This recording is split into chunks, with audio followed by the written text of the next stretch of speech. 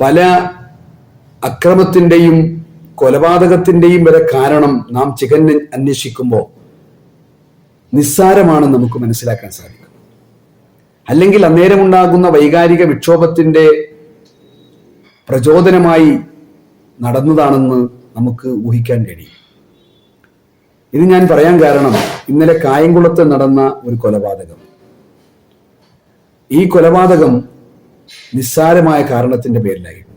തൻ്റെ മകന്റെ 2 വയസ്സുള്ള മകന്റെ കയ്യിൽ കിടന്ന സ്വർണ്ണ ചെയിൻ എടുത്തു എന്ന് ആരോപിച്ചുകൊണ്ടാണ് 50 വയസ്സുകാരനായ ഒരു മനുഷ്യനെ കൊലപ്പെടുത്തുന്നത്. കുറെ ആളുകൾ ചേർന്ന് കൊലപ്പെടുത്തുകയാണ്. പറഞ്ഞു പരിഹരിക്കാവുന്ന ഒരു വിഷയം. ഇവിടെ നിയമമുണ്ട്, നിയമവ്യവസ്ഥതയുണ്ട്, കോടതിയുണ്ട്, അല്ലെങ്കിൽ ഇവിടെ പൊതുപ്രവർത്തകരുണ്ട്. അവരും ഒറ്റയ്ക്കായിട്ട് ആലോചിച്ച് അല്ലെങ്കിൽ കേസ് കൊടുത്ത് നമുക്ക് പരിഹരിക്കാവുന്ന ഒരു വിഷയത്തെ മനസ്സിലിട്ട് പകയാക്കി പർവ്വതീകരിച്ച് കുറച്ചാളുകൾ കൊലപ്പെടുത്തുകയാണ്. ഒരുപക്ഷെ അവർ ഇദ്ദേഹത്തിന്റെ മരണം ആഗ്രഹിച്ചിട്ടുണ്ടാവില്ല.